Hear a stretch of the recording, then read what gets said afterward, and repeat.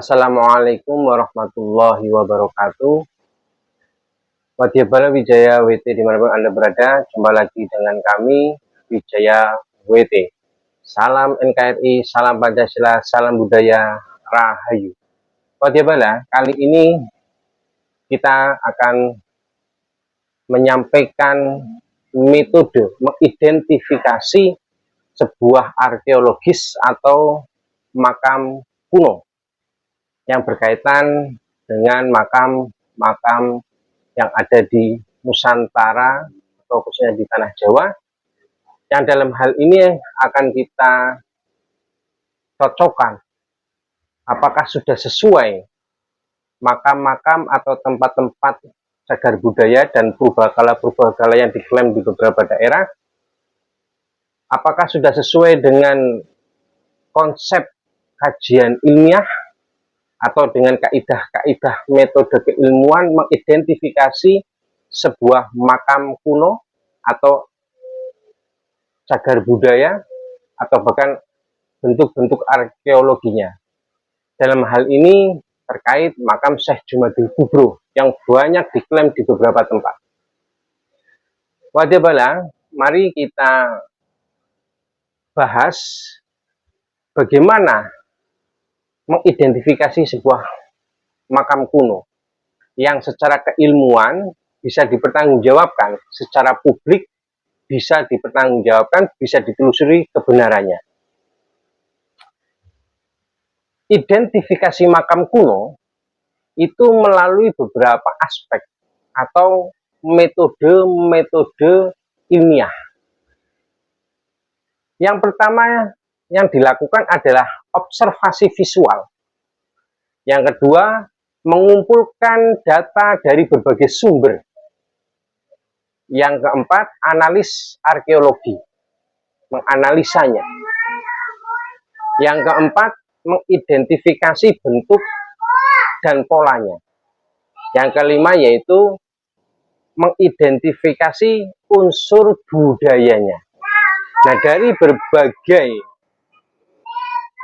metode ini, apakah sudah dilalui, apakah sudah dikaji, apakah sudah diteliti oleh para pengklaim makam-makam kuno yang ada di Nusantara Indonesia, ataukah sudah dikaji, sudah diteliti dengan metode-metode ilmiah tersebut oleh para pakar, oleh para bidangnya,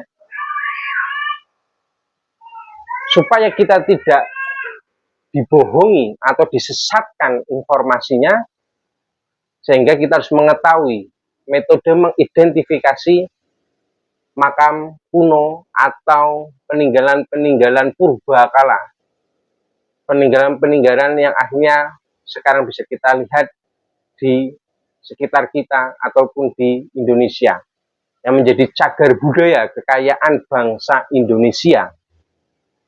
Wadyabala, dari 5 metode itu, mari kita jelaskan metode utama dalam meliputi aspek-aspek yang akan kita terangkan. Yang pertama adalah observasi dan dokumentasi. Jadi dalam kita mengidentifikasi benarkah ini adalah makam kuno yang dimaksud,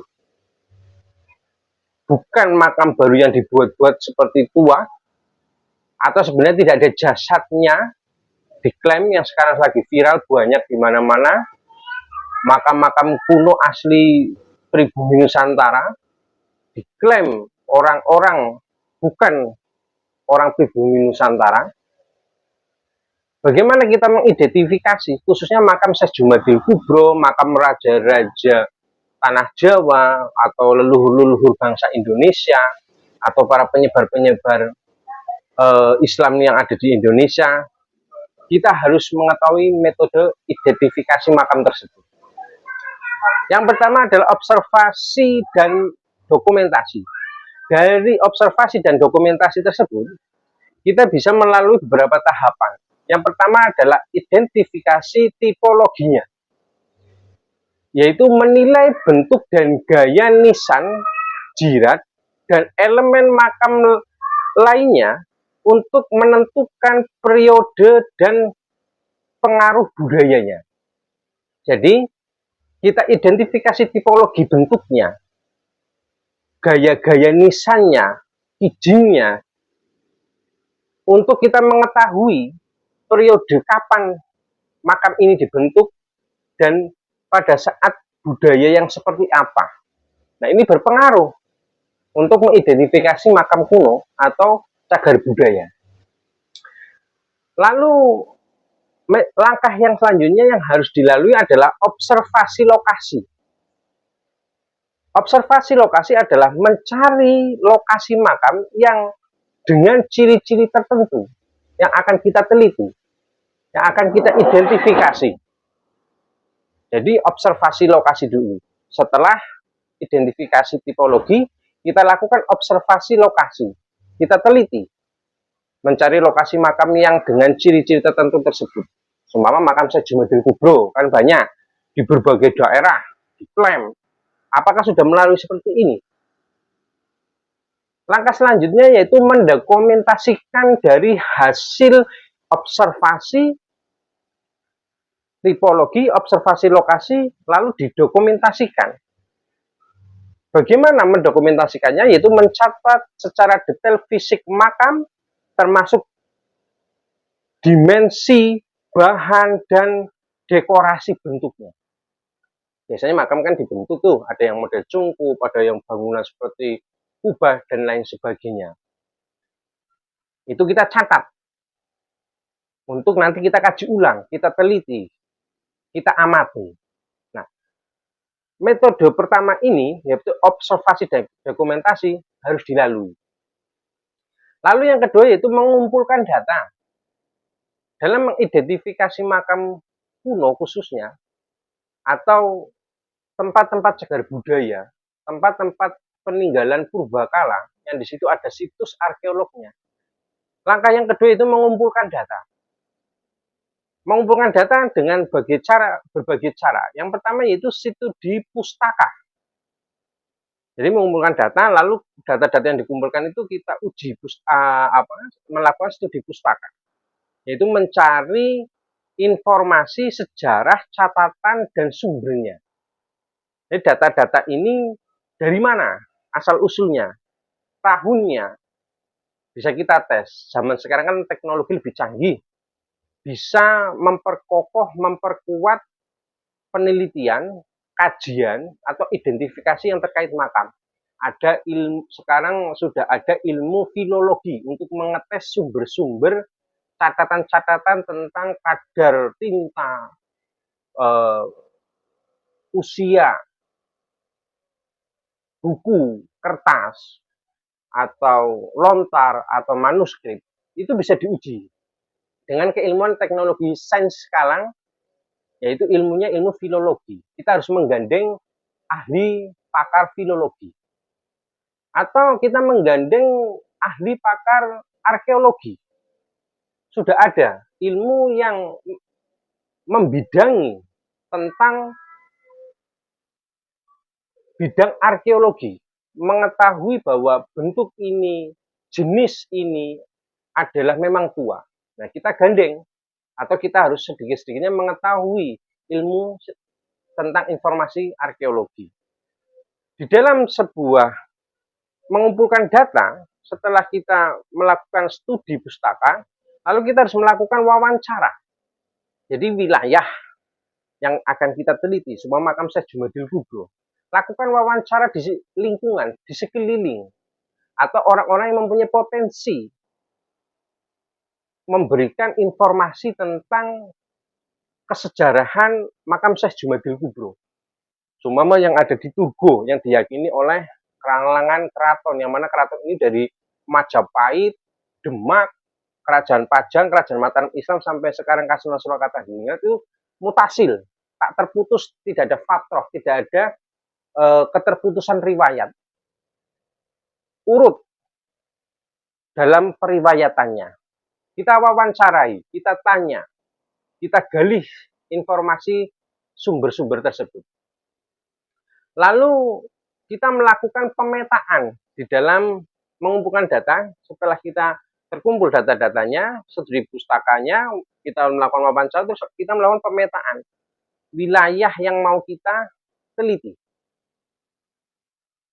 Langkah yang ketiga, untuk mengidentifikasi makam kuno atau peninggalan purbakala atau cagar budaya, yaitu melakukan analisis arkeologis. Yaitu langkah yang harus dilakukan dalam menganalisis arkeologis, yaitu melakukan ekskavasi. Ekskavasi melakukan penggalian.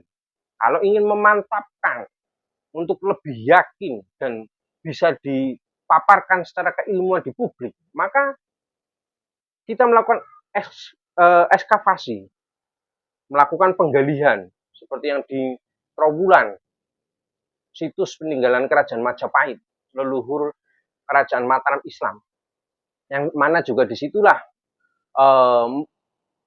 dimulainya awal-awal Syekh Jumadil Kubro berkiprah di kerajaan Majapahit. Kita gali situs-situsnya, kita teliti. Lalu yang kita lakukan adalah menganalisis artefaknya, yaitu memeriksa benda-benda yang ditemukan. Setelah kita gali, melakukan ekskavasi, kita analisis artefaknya, memeriksa benda-benda yang ditemukan, kita teliti, kita uji tes, uji lab. Nah, setelah melakukan analis artefak, kita melakukan analis bahan-bahannya. Bahan-bahan ini bisa kita teliti, meneliti bahan-bahan yang ditemukan dalam lingkungan yang ada arkeolognya itu. Kita cek dengan metode analisis bahan. Benarkah ini tua? Kalau dikatakan tua, zaman dahulu belum ada semen. Nah, ternyata katanya ini adalah cagar budaya peninggalan masa lampau. Ternyata masih dicek ada semennya, buatan baru atau yang lain. Nah, langkah yang selanjutnya dalam mengidentifikasi makam atau cagar budaya peninggalan-peninggalan purbakala, yang keempat adalah mengidentifikasi bentuk dan pola. Bentuk nisan, pola hias, atau arah makam. Sehingga tahu ini makam era Islam atau makam bukan era Islam. Kalau Islam kan jelas makam dimakamkan kepalanya di utara, kakinya di selatan, wajahnya menghadap ke barat. Kalau ingin yakin keduk supaya tahu jasadnya menghadap mana. Tapi sekiranya kepalanya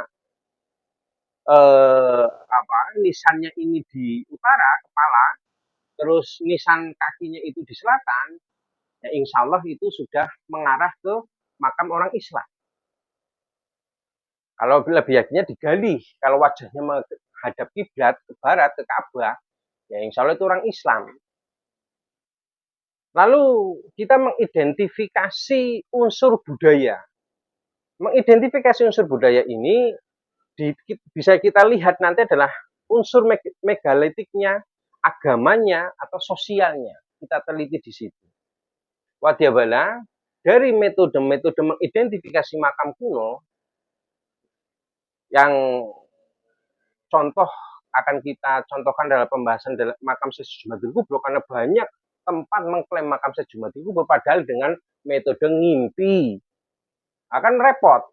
Tidur pules ngorok ngiler pisan, dapat petunjuk makamnya di sana, di sana. Atau mendapatkan bisikan gaib, petunjuk gaib. Makamnya di sana padahal masih suka ciu, masih suka keplek, atau masih suka duniawi. Mendapatkan isyarah gaib, lalu dipublikasikan ke publik. Ini kan berbahaya. Atau yang sering kita temukan juga, oknum-oknum yang mengatasnamakan keagamaan atau sejarawan atau siapapun oknum-oknumnya, itu dengan mediasi atau dengan metode orang kesurupan. Orang kesurupan ditanyain loh, orang kesurupan orang gila. Orang yang gila aja ingin sembuh, lah ini malah yang sehat digilakan terus ditanyai. Sama saja gila dua-duanya. Orang gila ditanyain, yang tanya juga gila. Nah, metode mimpi, metode gaib, petunjuk gaib, metode orang kesurupan untuk dijadikan dasar ilmiah sebuah identifikasi makam kuno atau cagar budaya atau peninggalan-peninggalan purbakala, situs-situs kuno, Ini tidak bisa, karena berbahaya dan riskan sekali penyelewengan kesejarahan dan pemikiran. Bahkan bisa mengarah ke dalam kesesatan.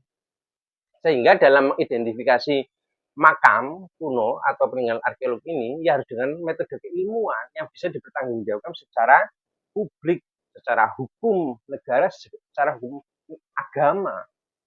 Nah, seyoginya wadah balik dimanapun Anda berada, tinggalkanlah, jauhilah metode-metode dalam sebuah sejarah, apalagi makam yang yang dengan metode mimpi, metode petunjuk goib, atau dengan metode kesurupan. Karena itu bisa menyesatkan kita bersama. Ya, kurangnya lebih mohon maaf. Apabila ada kurang-kurang kata, kesalahan kata, dan informasi, silahkan like, subscribe, dan share sebanyak-banyaknya ke teman-teman Anda yang dimanapun berada untuk lebih bisa menyebarkan informasi, dan silakan memberikan komentar di kolom komentar untuk lebih Wijaya WT semangat dalam memaparkan budaya, sejarah, dan informasi-informasi lainnya lebih inovasi, lebih edukatif, lebih kreatif untuk kedepannya. Wadiyabala dimanapun Anda berada, mohon maaf apabila ada salah-salah kata dan kurangan informasi. Mari kita jaga sejarah kita bersama, budaya bangsa kita bersama, karena ini adalah salah satu kekayaan bangsa kita bersama. Assalamualaikum warahmatullahi wabarakatuh. Rahayu.